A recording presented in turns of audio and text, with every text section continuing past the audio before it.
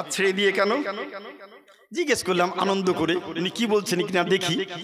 তো উনি আমাকে বললেন, হযরত আলা তুসাল মা তো মাল মালা তুসাল সওয়ালিকা সওয়ালি ক্বাবলাক। আপনি এমন প্রশ্ন করলেন, এই প্রশ্ন আমাকে মক্কায় এসে কেউ করেনি। আমাদের দেশে তো কেউ করবে না, কারণ আমরা সবাই হাত ছেড়ে দিয়েই নামাজ পড়ি। কথা বুঝছেন না? উনার হাত ছেড়ে দিয়ে নামাজ পড়ে প্রশ্ন করবে কে? আর কেউ উল্টো পাল্টো করলে তখন নাই প্রশ্নটা করবে।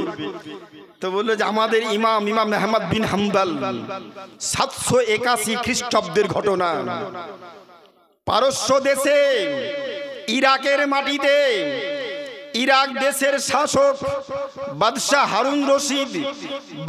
হারুন রশিদের দ্বিতীয় পুত্র বাদশাহ মামুন রশিদের সময়কালে আমাদের ইমামে আহমদ বিন হাম্বল রহমাতুল্লাহ আলাইহি বাদশার সঙ্গে বিতর্ক বাঁধে একটা ছোট্ট মসলা নিয়ে। বাদশাহ মামুন রশিদ সেই দিন বলেছিল, আজ থেকে প্রায় 2024 চলছে আর 781 খ্রিস্টাব্দের ঘটনা। আজ থেকে প্রায় আপনার 2024 আর 781, 2024 থেকে 781 বাদ দিলে প্রায় 1100 বছর পূর্বের কথা, প্রায় 1100 বছর পূর্বের কথা। সেই সময় আমাদের ইমামের সঙ্গে বাদশার বিতর্ক বাঁধে। বাদশাহ মামুন প্রাথমিক জীবনটা খুব ভালো ছিল, কিন্তু টাকার প্রলোভনে পড়ে স্বর্ণ ভান্ডার নেবার মানুষে, তেল ভান্ডার নেবার মানুষে পার্শ্ববর্তী ইহুদি অমুসলিম বাদশার নিকট থেকে 4খানা তেল ভান্ডার পাওয়ার মানুষে চুক্তিপত্রে সই করেছিল। এইরূপ ভাবে পার্শ্ব দেশের বাদশা বলেছিল, মামুন তোমাকে 4খানা তেলের খনি আমি দিয়ে দিব, তোমার দেশে একটা নতুন আইন পাস করতে হবে। কি আইন? কোরআন ধ্বংসশীল, পৃথিবী অধ্বংসশীল বস্তু, শুধু এইটুক আইনটা পাস করে দিবে, তোমাকে 4খানা তেলের খনি দিয়ে দিব। বাদশাহ মামুন দেখছে ঈমান যাচ্ছে যাক, 4খানা তেলের খনি পাওয়া যাবে, আমার অর্থনৈতিক অবস্থা চাঙ্গা হয়ে উঠবে। চুক্তিপত্রে সই করে দিলুম, বাড়িতে ফিরে আসলুম। আলিম ওলামাদেরকে দিয়ে তখন দেশ শাসন হতো তদানীন্তনকালীন। আজ পৃথিবীর মধ্যে উন্নত দেশ, উচ্চ শিক্ষায় শিক্ষিত দেশ, হায়ার এডুকেটেড পার্সন ব্যক্তির অবস্থান আমেরিকা, ব্রিটেন, তুরস্ক, ফ্রান্স, জাপান, যেখানে বড় বড় গবেষণাগার। যেই দেশের মানুষ লুঙ্গি পরতে জানতো না, পোশাক পরতে জানতো না, পায়জামা পরতে জানতো না, পোশাক পরতে জানতো না, উলঙ্গ অবস্থায় চলাফেরা করত, নেকেট অবস্থায় চলাফেরা করত, তাদের মধ্যে সভ্যতা তৈরি হয়নি। তখনকার সময়ে জগৎ বিখ্যাত ইমামে আজম আবু হানিফা রহমাতুল্লাহ আলাইহির নেতৃত্বে পারস্য দেশে ইরাকের মাটিতে, ইরাকের পূর্বের নাম ছিল মেসোপটেমিয়া, মেসোপটেমিয়ার সরজমিনে ইমামে আজম আবু হানিফা রহমাতুল্লাহ আলাইহির নেতৃত্বে 420খানা দ্বীনি মাদ্রাসা গড়ে উঠেছিল। আর প্রত্যেকটা মাদ্রাসার ভর্তির জন্য শর্ত ছিল, মাদ্রাসায় ভর্তি হতে আসলে প্রথম শর্ত হচ্ছে 30 পারা কোরআন হাফিজ হওয়ার পর মাদ্রাসায় ভর্তি হতে পাবা, তার আগে মাদ্রাসায় ভর্তি হবে না। কি পড়াশোনা করা হবে? চিকিৎসা বিজ্ঞানী পড়ানো হবে, আপনার মৃত্তিকা বিজ্ঞানী পড়ানো হবে, সেখানে হেকিমি চিকিৎসা পড়ানো হবে, আপনার সৌরজগৎ, সূর্য সম্পর্কে, সৌরজগৎ সম্পর্কে পড়ানো হবে, পৃথিবীর মানচিত্র নিয়ে পড়ানো হবে। তখনকার সময়ের যারা আলিম ওলামা ছিলেন তারা প্রত্যেকেই মহান দার্শনিক, মহান পণ্ডিত, মহান রসায়নবিদ, তারা প্রত্যেকেই আপনার বড় বড় উচ্চমানের বড় বড় শাস্ত্রবিদ ছিলেন, কিন্তু তারা প্রত্যেকে ছিলেন 30 পারার হাফিজ কোরআন। আলিম ওলামাকে দিয়ে দেশ শাসন করা হতো। বাদশাহ মামুন ডাকলো, রাজসভা বসেছে, আলিম ওলামাকে জিজ্ঞেস করলো, বলো কোরআনটা ধ্বংসশীল না পৃথিবী ধ্বংসশীল? সেই দিন সমস্ত ইরাকের আলেমরা বলেছিল, হুজুর কি বলছেন, কোরআন অধ্বংসশীল বস্তু, কোরআন যেমন নবীর ওপরে নাজিল হয়েছে আজও তেমন আছে, কিয়ামত পর্যন্ত তেমন থাকবে। পৃথিবী ধ্বংস হবে, পৃথিবীর পরিবর্তন ঘটবে, কিন্তু কোরআনের কোনো পরিবর্তন ঘটবে না। কোরআন যেমন ছিল তেমন আছে, কিয়ামত পর্যন্ত তেমন থাকবে। জোরে মুহাব্বতে বলি সুবহানাল্লাহ। আমি তো ভেবেছিলাম আজকে একটু উচ্চমানের শিক্ষা নিয়ে, উচ্চমানের শিক্ষা ব্যবস্থা নিয়ে, ধর্মীয় শিক্ষা, ইসলামিক শিক্ষা, ইসলামের কিছু ইতিহাস পরিবেশন করব, কিন্তু এমন সময় মঞ্চে আসলাম যেই সময়ে বলার তো মানসিকতা আছে, শোনার মানসিকতা ব্যক্তি নেই। সব একেবারে মঞ্চ ভেঙে চুরমার হয়ে গিয়েছে। কিন্তু কথা দিলাম 30 মিনিট বলবো, তাই দু একটা কথা বলার জন্য একটু ঝলকটা দিয়ে একটু আরম্ভ করছি কিছু বলার জন্য। হয়তো 2-10 মিনিট দেরি হলে আপনারা কিছু মনে করবেন না, বলবেন না যে উনি 30 মিনিট বলে আবার 40 মিনিট করে দিলেন। অসুবিধা হলে বলবেন, আমি বন্ধ করে দিব। আলহামদুলিল্লাহ, যত কম হয় তত আমার ভালো হয়, নাকি বলেন? জি, আমি তো এসেছি, আমার তো দোষ নাই, আপনাদেরও দোষ না। আপনারাও জালসা ডেকেছেন ধৈর্য মোতাবিক। যতক্ষণ তাদের ধৈর্য থাকবে ততক্ষণ সভা চলবে, ধৈর্য থাকবে না সভা চলবে না। এই তো বাস শেষ কথা, আর তো কোনো কারোর মধ্যে কোনো দ্বিমত থাকতে পারে না। জগৎ বিখ্যাত ইমাম আহমদ বিন হাম্বল, উনার সব ভক্তরা যখন বলল, উনিও বললেন। বাদশা মামুন বলছে, কেমন কথা হলো? আমি যে 4খানা তেল ভান্ডার চুক্তিপত্রে সই করেছি, দেশের মাটিতে এই আইন পরিবর্তন করতে হবে। জল্লাদ কি করব? জল্লাদ বলছে, আলিম ওলামারা অত ভুল ফতোয়া কেউ দিবে না, ঠিক বলেছে ওরা। কি করবো বলো, যুক্তি দাও। তেল ভান্ডার কিন্তু আমাকে নিতে হবে, ইমান যাচ্ছে যাক, প্রেস্টিজ ডাউন করতে দেওয়া হবে না। ইমান যাচ্ছে যাক, কিন্তু প্রেস্টিজ ডাউন করতে দেওয়া যাবে না। ঠিক আছে, জল্লাদ উঠো, এক এক করে মৌলবীকে তুলো, স্টেজে উঠাও, আর ইন্ডিভিজুয়াল একা একই প্রত্যেককে জিজ্ঞেস করো। সামনে এক এক করে উঠানো হলো, এই বলেন কি ফতোয়া বলেন, কোরআন ধ্বংস হবে না পৃথিবী ধ্বংস হবে? তখনকার সময়ও ওই দেশের মাটিতে ইমান চোরা, প্যাটমাদারি আলিম ওলামা ছিল। সকালে এক ফতুয়া, বিকালে আরেক ফতুয়া, আজও আছে, কিয়ামত পর্যন্ত থাকবে এরকম এক শ্রেণীর আলেম ওলামা। উঠে বলছে, হুজুর নিজে বাঁচলে বাপের নাম চাচা, আপন জান বাঁচা। যা বলেছি ফতুয়া ভুল বলেছি, আপনি যেটা বলছেন ওটাই ঠিক। আসলে কোরআনটাই ধ্বংস হবে, পৃথিবী ধ্বংস হবে না। জল্লাদ বলছে, ছেড়ে দাও, আরেকজনকে তুলো, আরেকজনকে তুলো। পর পর 5 জন মৌলবীকে তোলা হলো মঞ্চে। 5 জন মৌলবী বলছে, যা বলেছেন আপনি ওটাই ঠিক। জল্লাদ বলছে, কতক্ষণ ডাকবেন, কত সময় সভা চালাবেন? আপনার ইমাম, আমার ইমাম, গোটা পারস্য দেশের ইমাম, গোটা বিশ্বের ইমাম, জগৎ বিখ্যাত ইমাম, কোরআন হাদিস সমুদ্রের ডুবুরি ইমামে আহমদ বিন হাম্বল, বাদশাহী দরবারের রাজকীয় মসজিদের, জামে মসজিদের আপনার ইমাম, আপনার বাপেরও ইমাম ছিলেন, আপনারও ইমাম, গোটা পারস্য দেশের সমস্ত মুসলমানদের ইমাম, মুসলমানদের পীর, পীর সাহেব ইমাম আহমদ বিন হাম্বল রহমাতুল্লাহ আলাইহি। এত লোককে জিজ্ঞেস করা কি দরকার পড়েছে? জল্লাদ যুক্তি দিল, ইমামকে জিজ্ঞেস করেন, উনি যেটা বলবেন শেষ কথা। উনি বললেই সবাই তো উনারই ভক্ত, বাপ বলে দিলে বেটা আর নাকচ করবে নাকি? কথা ঠিক না? উঠানো হলো, উনি বলে দিলেন এক বাক্যে, আশিক ইমামে হুসাইন। উনি বললেন, দেখো मेरी जुबान से जो बात निकाल चुकी है वो पलटने वाली नहीं है। আমার মুখ থেকে যেই কথাটা বেরিয়ে গিয়েছে, যতক্ষণ নিঃশ্বাস যাওয়া আসা করছে, এই ফতোয়ার পরিবর্তন ঘটবে না, ঘটবে না, ঘটবে না। জল্লাদ বলছে, কি করব তাহলে? তরবারি চালিয়ে দিব?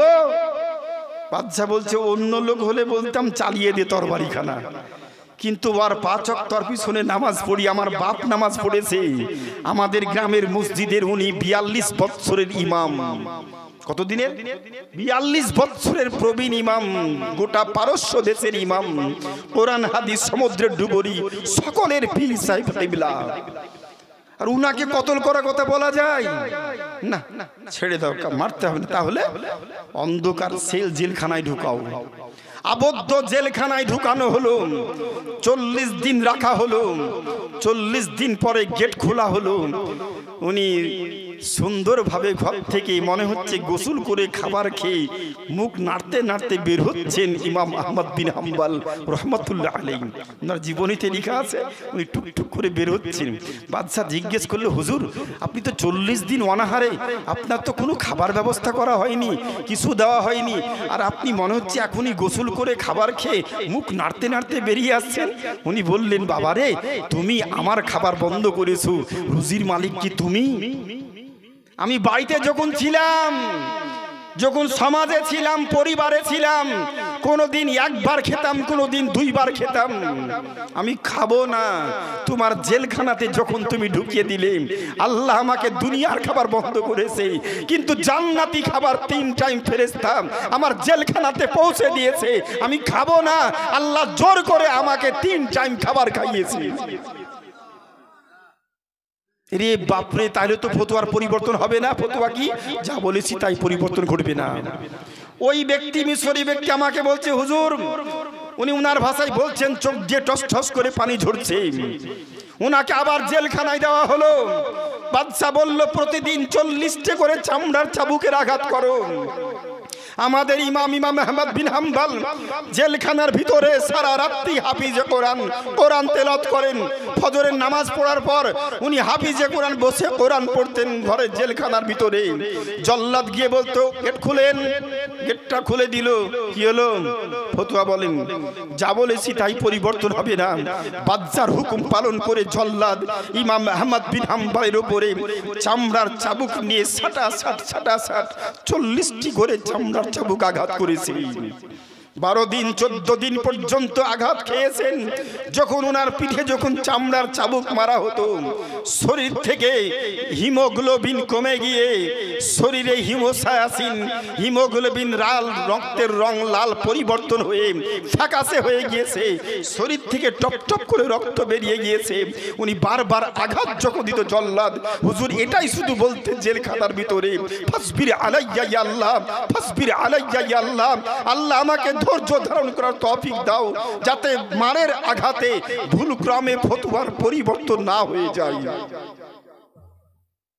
আল্লাহর প্রেমিক, নবীর প্রেমিক, আশিকে রাসূল, আশিকে মুস্তাফা ইমাম আহমদ বিন হাম্বল রহমাতুল্লাহ আলাইহি 14 দিন পর ওনার হাতে এত আঘাত করা হয়েছিল চামড়ার চাবুক, উনি শেষ পর্যন্ত হাত আর তুলতে পারেননি। আল্লাহু আকবার, নামাজ শুরু করবেন তো হাতে এত আঘাত হয়েছে, হাতটা ছাড়তে পারেননি, হাত ছেড়ে দিয়ে নামাজ পড়েছেন।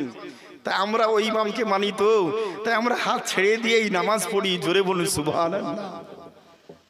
আমি কারো পক্ষে বিপক্ষে ভিটা উঁচু করার জন্য কথা বলছি না বাপ। আল্লাহ নবী বললেন, আল্লাহ আমার উম্মতকে এমন দুয়া, এমন ব্যবস্থাপনা করে দাও, যাতে যা চাইবে যেমন করে চাইলে তুমি আল্লাহ কবুল করবে। আল্লাহ তাআলা সূরা ফাতিহা দান করলেন আমাদের ও আমাদের শিক্ষার জন্য। এটা কোরআন শরীফের আয়াত, আল্লাহর বাণী, কিন্তু আবেদন নিবেদনটা হচ্ছে বান্দার। বাণী হচ্ছে আল্লাহর, নবীর মুখ দিয়ে প্রচারিত সূরা ফাতিহা আল্লাহর বাণী। আমরা বাণী আল্লাহর, কিন্তু আবেদনটা আল্লাহর না, আবেদনটা হচ্ছে বান্দার। কেমন করে? আলহামদুলিল্লাহ রাব্বিল আলামিন, সমস্ত প্রশংসা ওই আল্লাহর জন্য যিনি বিশ্ব জগতের রব, প্রতিপালক, মাবুদ।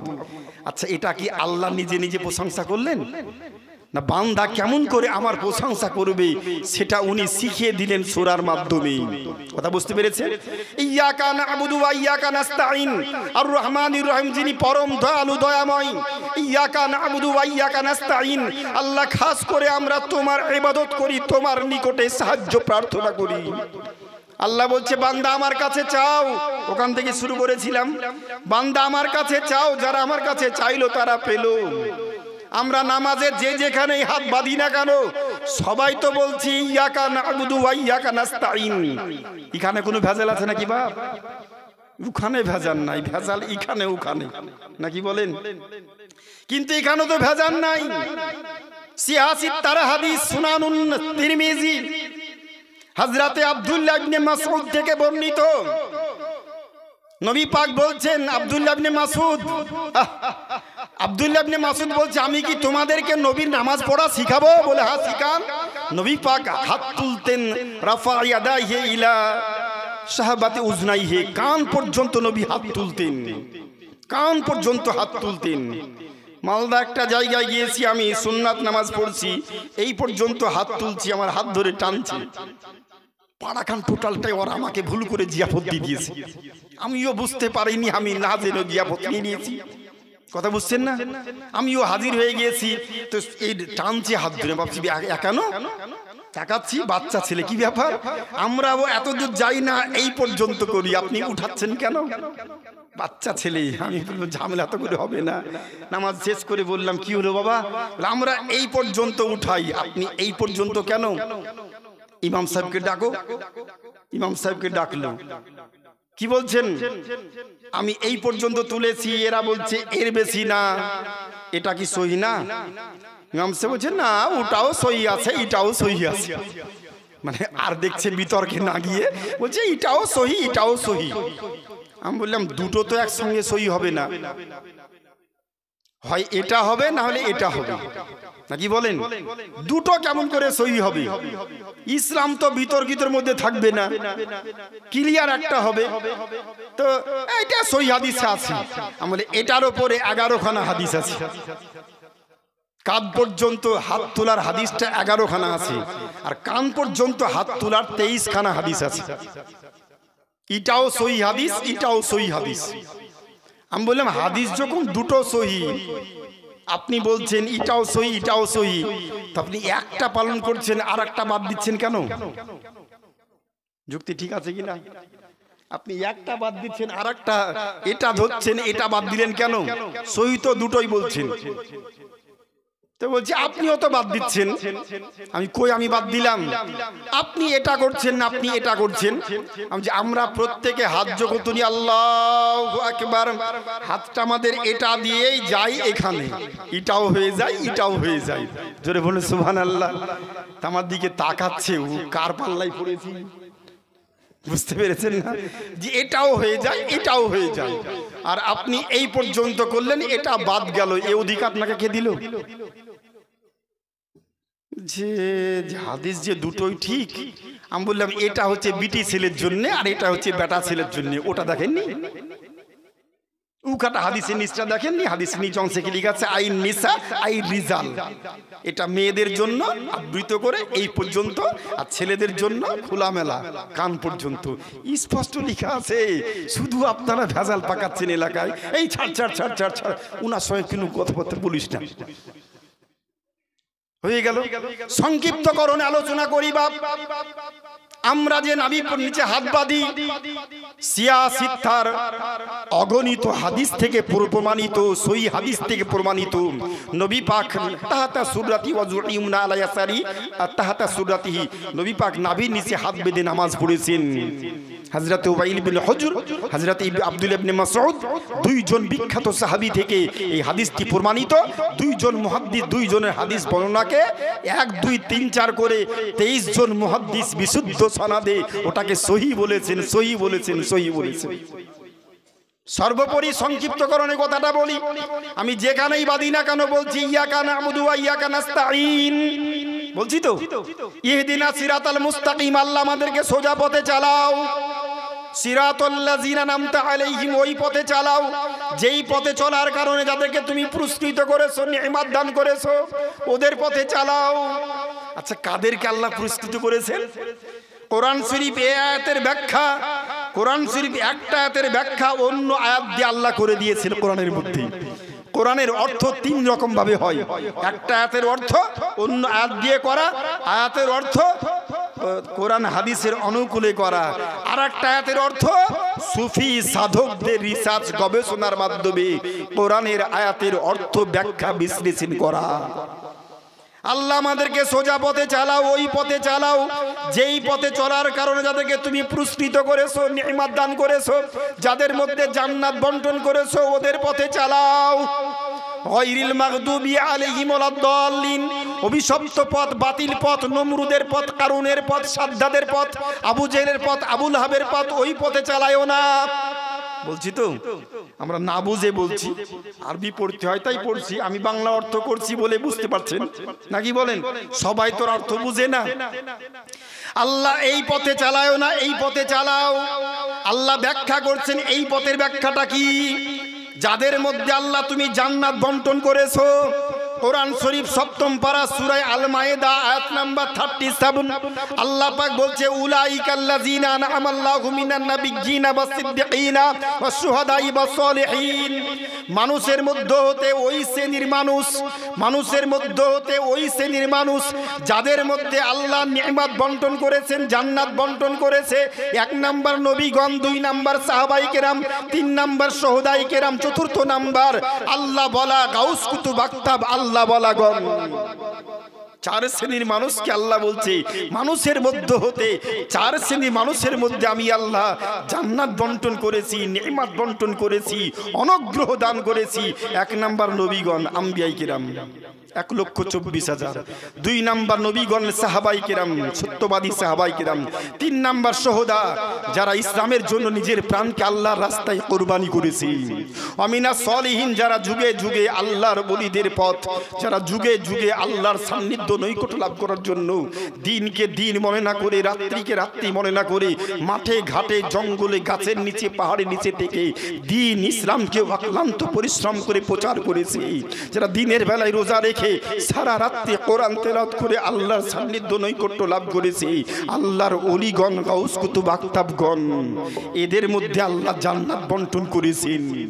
আমরা নামাজে বলছি আল্লাহ ওদের পথে চালাও যাদের মধ্যে তুমি জান্নাত বন্টন করেছো। তাই নামাজে বলছি ওদের পথে চালাও, নবীদের পথে চালাও, সাহাবাগণ পথে চালাও, আউলিয়া ইকরামদের পথে চালাও, গাউস কুতুবের পথে চালাও, শুহাদা ইকরাম পথে চালাও। আর নামাজ শেষ করে বলছি কোনো পীরের দরবারে যাওয়া যাবে না, শিরক বিদআত। কথা কেমন হয়ে গেল না? নামাজে বলছি ওই পথে চালাও, আর নামাজ শেষ করে বলছি যাওয়া যাবে না, কথা উল্টো হয়ে গেল না?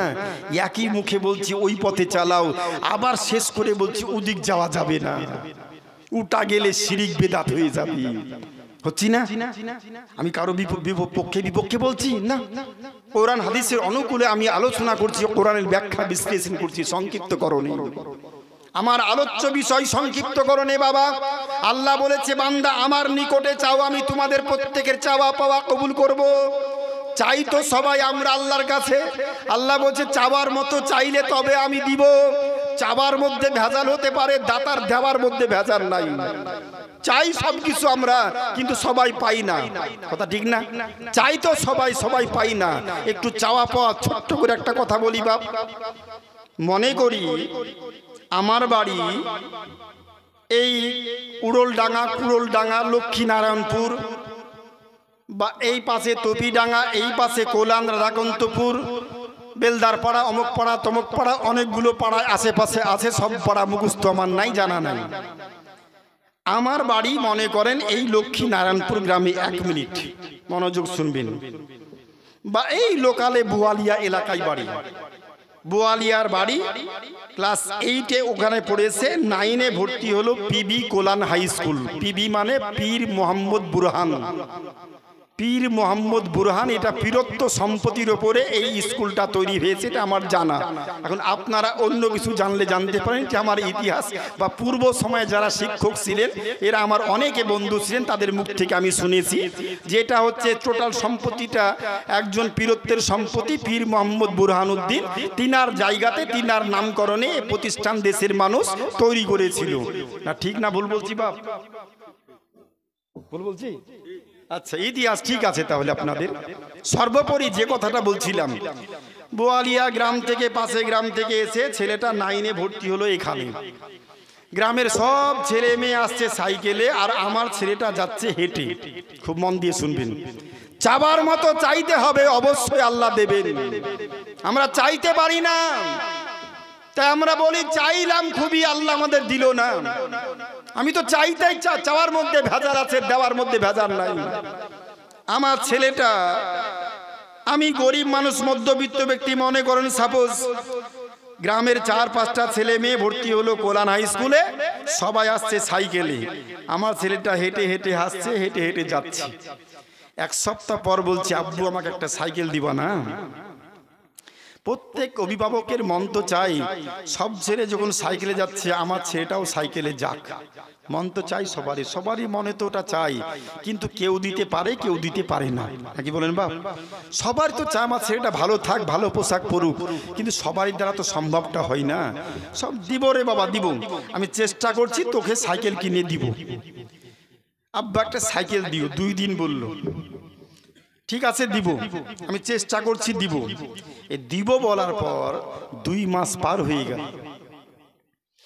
গরিব মানুষ, দিন মজুর করার লোক, কাজকর্ম করে, টাকা পয়সা জোগাড় করে, কাল বাদ দিয়ে পরশু সাইকেলটা কিনতে যাব জিয়াগঞ্জ। কিন্তু বাড়িতে এমন কিছু খুচরো কিছু ঘটনা ঘটে যায় যার জন্য সব টাকাগুলো লালবাগ বহরমপুর ডাক্তারখানা দিয়ে চলে আসে। টাকা জমানো টাকা সব শেষ। হয়তো কিছু দরিদ্র শ্রেণীর ব্যক্তি মানুষের মধ্যে এটা তো হয়ে থাকে, বাড়িতে এমন কিছু ঘটে গেল সব টাকা লালবাগ বহরমপুর দিয়ে চলে আসলো। 2 মাস পার হয়ে গেছে সাইকেল চালা। 3 মাসের বেলায় সন্ধ্যার সময় স্বামী স্ত্রী বসে, রাত সন্ধ্যার পর খাবার খেয়ে বারান্দায় বসে গল্প করছি। একমাত্র ছেলে ঘরের ভিতর পড়ছে। পড়তে পড়তে ছেলেটা হঠাৎ পড়া বন্ধ করে হুড়মুড় করে দরজা থেকে বের হওয়ার পরে বলছে, আব্বু কি হলো?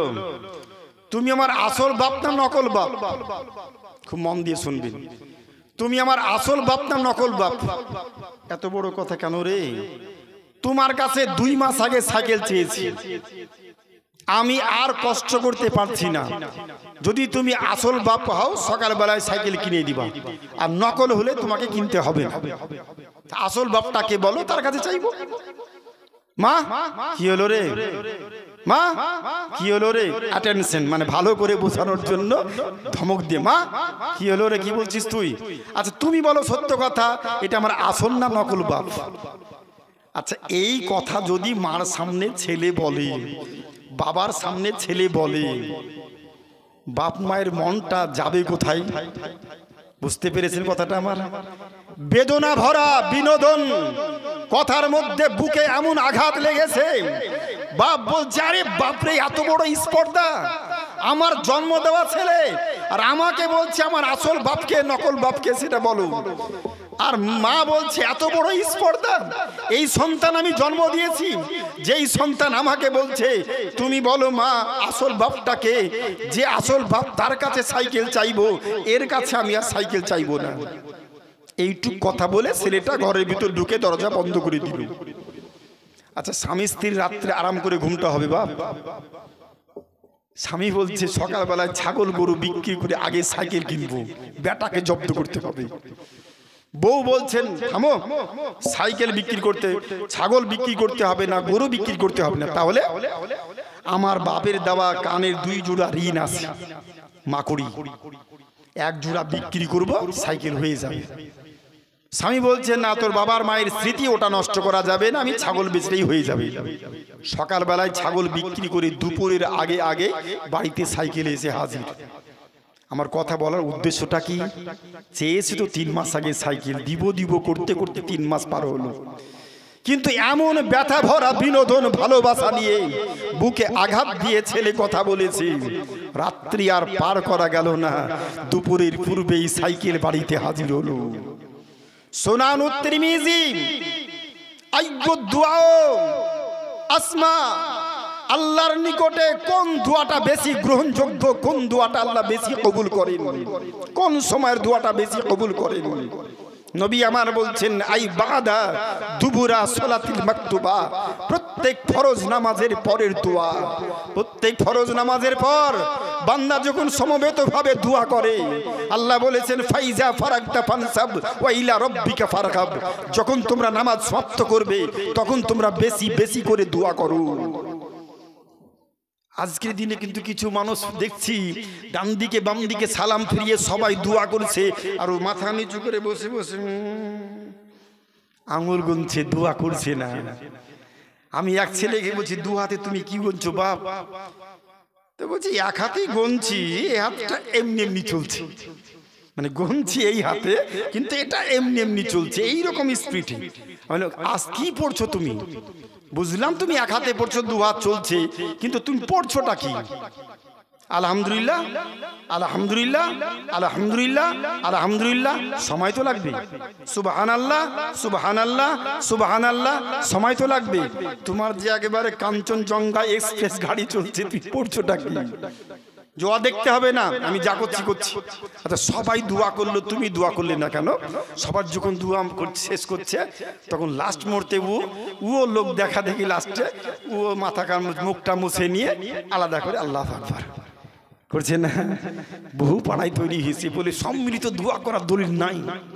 কোরআন বলছে ফাইজা ফারাকতা ফানসাব ওয়া ইলা রাব্বিকা ফারগাব, যখন তোমরা নামাজ সমাপ্ত করবে বেশি বেশি করে দোয়া করো। আর আল্লাহ নবী কি বলছেন? কোন দোয়াটা আল্লাহর কাছে বেশি গ্রহণযোগ্য হয়, কবুল হয়? আল্লাহ যে দোয়াটা ফেরত দেন না, আই বাদা দুবুরা সালাতিল মাকতুবা, প্রত্যেক ফরজ নামাজের পর বান্দা যখন আল্লাহর কাছে দোয়া করে ওই দোয়াটা আল্লাহ বেশি বেশি কবুল করেন, বেশি বেশি কবুল করেন। জোরে বলি সুবহানাল্লাহ। দ্বিতীয় নাম্বার, আইফি ব্যক্তি মাজলুম, অত্যাচারিত ব্যক্তি, মাজলুম ব্যক্তি, বিপদগ্রস্ত ব্যক্তি যখন আল্লাহর কাছে আরজ করে, আল্লাহ তুমি আমার বিপদকে দূর করে দাও, তুমি ছাড়া আমার মুসিবতকে দূর করবে আল্লাহ, আমি এত সংকটের মধ্যে অবস্থান করছি আল্লাহ, তুমি ছাড়া আমার কেউ বিপদ দূর করতে পারবে না, তুমি আমার বিপদ দূর করে দাও, তুমি আমার মুসিবতকে দূর করে দাও। তিন নাম্বার, আইফি জাউফিল লাইল, মধ্যরাত্রে নির্জন রাত্রে যখন বান্দা বান্দি নফল নামাজ পড়ে আল্লাহর কাছে হাত তুলে বলে, আল্লাহ তুমি তো একমাত্র মাবুদ, তুমি ছাড়া তো আমার আর কেউ মাবুদ নাই, কার কাছে চাইবো, কে আমার বিপদ দূর করবে? আমার স্ত্রী অসুস্থ, বাবা অসুস্থ, মা অসুস্থ, সন্তান অসুস্থ, এই বিপদ সংকট মুহূর্তে আমার কে মুসিবত দূর করবে? যদি কেউ থাকে বলো তার কাছে চাইবো, তোমার কাছে চাইবো না। যদি বান্দা নির্জনে ব্যথা ভরা মন নিয়ে বিনোদন মুহাব্বতের সঙ্গে আল্লাহর কাছে বলে, আল্লাহ তুমি ছাড়া কি কে উদ্ধার করবে, তুমি আমার বিপদ উদ্ধার করে দাও, মুসিবতকে দূর করে দাও, তুমি আমার মাকে সুস্থ করে দাও, আব্বাকে সুস্থ করে দাও, স্ত্রীকে সুস্থ করে দাও, সন্তানকে সুস্থ করে দাও, স্বামীকে সুস্থ করে দাও। নির্জন রাত্রে ব্যথা ভরা মন নিয়ে বিনোদনের সঙ্গে বান্দা যদি আবেদনটা করে, নবী আমার পবিত্র জুবানে বললেন ওই দোয়াটা আল্লাহর কাছে বেশি বেশি কবুল হয়। আমরা চাই তো বহুজন বহু কিছু বাপ, কিন্তু সবার চাওয়া পাওয়া কবুল হয় না। আমাদের চাওয়ার মধ্যে ভেজাল, আল্লাহ দাতা দেওয়ার মধ্যে ভেজাল নাই। 30 মিনিট সময় নিয়েছিলাম, 1 ঘন্টা হয়ে গেল। জি, আর কষ্ট দেব না, হায়াত বাকি তো মুলাকাত বাকি। যদি কোনো দিন আবার এসে থাকি, অনুরোধ করব কমিটিকে, এই গ্রামে মনে হয় আমি এর আগে আসিনি, পাশে পাশে গ্রামে এসেছি। আল্লাহর ওয়াস্তে সময় সাপেক্ষ, একটু সময় পেলে মানুষকে শিক্ষামূলক জ্ঞানমূলক 2-4টি কথা বলবো। আমি ব্যবসায়িক বক্তা নই। আজকের দিনে আমরা সুন্নি আলেমরা যখন দরুদ শরীফ পড়ি, কিছু মানুষের খুব রাগ হচ্ছে, বুঝি সুন্নি মৌলবীরা বক্তব্য রাখতে রাখতে বক্তব্য যখন ভুলে যায় তখন পাবলিককে দিয়ে দরুদ পড়াই, বসে বসে মৌলবী ভুলা বক্তব্যকে স্মরণ করে। জি বুঝি, তখন খেয়াল করে নাই, ভুলে গিয়েছে, ঠিক করে নাই। আমি বললাম, বাপরে দারুণ তুমি কথা বললে তো, ভুলা বক্তব্য স্মরণ করে। আলহামদুলিল্লাহ, নবী আমার বলেছেন যদি তুমি কোনো জিনিস ভুলে যাও, কোথায় কি রেখেছো মনে পড়ছে না, তোমার কোনো বস্তু হারিয়ে যায়, আমার ওপরে 3 বার দরুদ শরীফ পড়ে নাও, তোমার ভোলা বস্তু স্মরণ চলে আসবে। জোরে বলুন। নবী পাকের হাদিস, এটা সুনানুন নাসাইর মধ্যে হাদিস কি এসেছে, সহিহ হাদিস। আর তুমি বলছো নিজে পড়ার দরকার নাই, অন্যজন যদি কেউ দরুদ পড়ে তবুও ভুলা বস্তু স্মরণ চলে আসে। মৌলবীরা ভুলে যায়, পাবলিক দরুদ পড়ে, মৌলবী দরুদ পড়ে না, পাবলিকের দরুদ পড়া দেখে ভুলা বস্তু রহমতে স্মরণ চলে আসে। যাক, বাতিলের মুখ থেকে নবীর একটা প্রশংসামূলক দরুদের ফজিলাতটা প্রকাশ পেয়ে গেল। বলি সুবহানাল্লাহ। সর্বোপরি বলি, আমরা দরুদ পড়ি কেন? নবী আমার বলেছেন, মান সাল্লা আলাইয়া সালাতান ওয়াহিদা, যে ব্যক্তি আমার উপরে একবার দরুদ শরীফ পাঠ করে ওই ব্যক্তির উপরে আল্লাহ তাআলা খুশি হয়ে 10খানা জান্নাতি রহমত বর্ষণ করেন। ওই বান্দার 10খানা গুনাহকে মাফ করে দেয়, ওই বান্দার 10টা সম্মানকে আল্লাহ উঁচু করে দেন। দ্বিতীয় হাদিস আবু দাউদ শরীফের মধ্যে আছে 120 পৃষ্ঠার মধ্যে নবী আমার বলছেন মান সাল্লাল্লাহু আলাইহি আশারু মাররাত ফাসাল্লাল্লাহু আলাইহি মিয়াত আলফি রাহমা ইল্লা রাদাল্লাহু আলাইহি রূহি ফারাদুস সালাম। পৃথিবীর যে কোনো প্রান্ত হতে আল্লাহর বান্দা বান্দি আমার উপরে যদি 10 বার দরুদ শরীফ পাঠ করে, 10 বার দরুদ এবং সালাম পাঠ করার কারণে আল্লাহ পাক খুশি হয়ে ওই বান্দার উপরে 1000 জান্নাতি রহমত বর্ষণ করে। নবী আমার বলেছে যেখানে আল্লাহ ও রাসূলের জিকির আজকার হয়, তাসবিহ তাহলিল হয়, দোয়া দরুদ শরীফ হয়, সালাম হয়, ওখানে অগণিত ফেরেশতার উপস্থিতি ঘটে। আল্লাহ পাকের শত সহস্র শুকরিয়া জ্ঞাপন করে একবার মহব্বতে নির্জন রাত্রে বলি আলহামদুলিল্লাহ। শেষ অতঃপর বিশ্বের শান্তির দূত নবী মুহাম্মদুর রাসূলুল্লাহ সাল্লাল্লাহু তাআলা আলাইহি ওয়াসাল্লামের উপরে গ্রামবাসীর তরফ থেকে শত কোটি দরুদ ও সালাম বর্ষিত হোক। সকলেই মুহাব্বতে বলি আল্লাহুম্মা আমিন। আচ্ছা, আল্লাহ আমিন সবাই বললেন তো? মেদিনীপুরে গিয়ে বলছি সবাই আমিন বললেন। 10,000 প্রায় লোক, কলেজ মাঠের প্রোগ্রাম। একবার মেদিনীপুর একবারে কেশপুর শহরের মধ্যে প্রায় 10,000 লোক, সবাই পড়লেন আমিন। জি হুজুর, সবাই বলছে জি হুজুর, হাত তুলেন তো। সবাই হাত তুলে পড়েছি আমিন। স্টেজে তাকাচ্ছি, আমার সভাপতি বলছে হুজুর আমি পড়িনি। কেন? ও হাসছে আমার দিকে মুচকি মুচকি, যে হুজুর দেশের লোক পাগলা বোকা, তাই আপনার কথা শুনে আমিন বলেছি, আমি কিন্তু বলিনি। কেন বলেননি? চুপ থাকবেন, ভদ্রতা। কিন্তু লোকের সামনে বলা কি দরকার যে আমি বলিনি? নাকি বলেন? কেউ যদি না বলে আমি কি জোর করে আপনাকে বলাবো নাকি? বলবেন না, চুপ থাকবেন। কিন্তু লোকের সামনে বলছে আমি বলিনি হুজুর, দেশের লোক পাগলা বোকা তাই বলেছে, আমি কিন্তু বলিনি। আমি কেন বললেন না? আমাকে বলছি এক দেশ থেকে অপর দেশে কথা যায় টাওয়ারের মাধ্যমে, স্যাটেলাইটের মাধ্যমে, আয়নোস্ফিয়ার তরঙ্গের মাধ্যমে। আপনার মুখে কোনো মেশিন লাগানো আছে, আমার মুখে কোনো মেশিন লাগানো আছে? এখান থেকে মদিনা শরীফ 8,500 কিলোমিটার পথ। আমি এখান থেকে আমিন বলবো আর আমার আমিনটা মদিনা শরীফে পৌঁছে যাবে। আমার কাছে কোনো মেশিনও নাই, যাবারও কোনো রাস্তা নাই, অতএব পড়ে মুখ নষ্ট করে লাভ নাই। মৌলবীরা বলছে আমি কিন্তু বলি না, আজও বলিনি। যুক্তিটা কিন্তু কঠিন যুক্তি। আমি বললাম একে কেমন করে উত্তরটা দেওয়া যায়?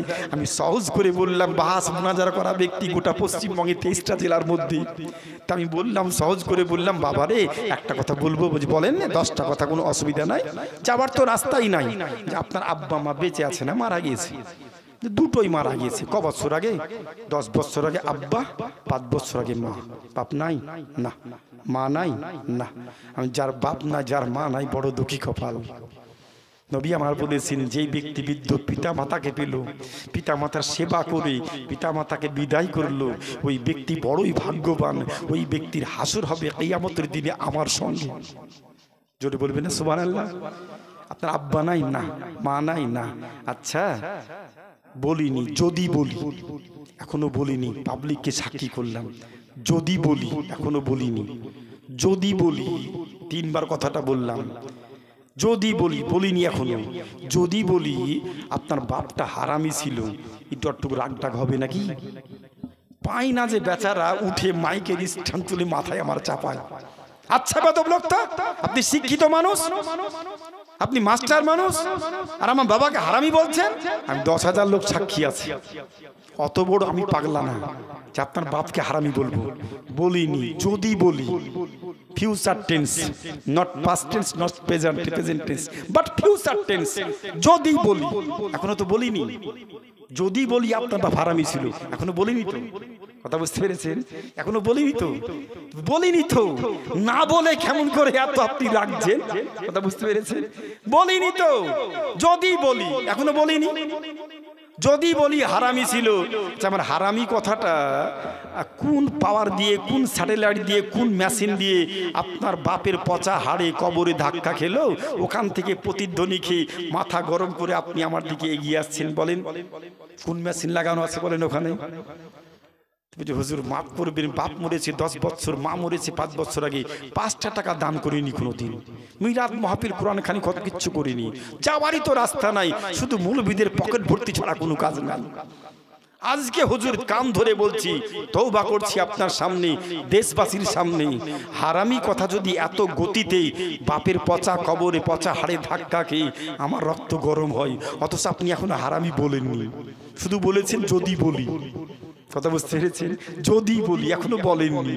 এইটুকে যদি মাথা আমার গরম হয়, দৃঢ় বিশ্বাস হারামি শব্দ থেকে লক্ষ লক্ষ কিলোমিটার গতিতে দরুদ সালাম, কোরআন তেলাওয়াত, কোরআন খানি, ফাতিহা, মিলাদ, দান, খায়রাত, আল্লাহর ঘর মসজিদে আপনারা দান করেছেন।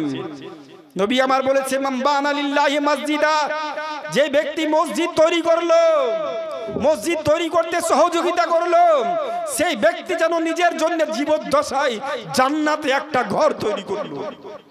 আল্লাহর বান্দা, আল্লাহর বান্দি নির্জন রাত্রে আব্বা চলে গিয়েছে, মা চলে গিয়েছে, জীবদ্দশায় বলেছিলেন, আইনা আলী ইবনে আবি তালিব, আবু তালিবের পুত্র আলী কোথায়? লাব্বাইক ইয়া রাসূলুল্লাহ। আইনাল হাসান ওয়াল হুসাইন, হাসান হুসাইন কোথায়? লাব্বাইক ইয়া রাসূলুল্লাহ। নবী ব্যবহৃত চাদরখানাকে বের করলেন, আলী এসো, মাথার উপরে চাপিয়ে দিলেন। হাসান হোসেন কোথায়? লাব্বাইক, এই চাদরের ভিতর মাথা ঢুকিয়ে দাও। আইনা ফাতিমা বিনতি, আমার বেটি ফাতেমা কোথায়? লাব্বাইক ইয়া রাসূলুল্লাহ, চাদরের ভিতর মাথা ঢুকিয়ে নাও। চারখানা পবিত্র দেহ, পঞ্চম নাম্বারে নবী আমার নিজের মাথাটাও ওই ঢুকিয়ে দিলেন চাদরের ভিতরে। ঢুকিয়ে দেওয়ার পরে নবী আমার বলছেন, আল্লাহুম্মা হাউলা আহলি বাইতি, আল্লাহ এরা হচ্ছে আমার আহলে বায়াত, মানে হাব্বাহুম ফাহাব্বানি, যারা এদেরকে ভালোবাসলো তারা আমাকে ভালোবাসলো, মানে হাব্বানি ফাহাব্বাল্লাহ, আর যারা আমাকে ভালোবাসলো আল্লাহ, যারা আমাকে ভালোবাসলো তাদেরকে তুমি ভালোবেসে জান্নাতে প্রবেশ করিয়ে দিও।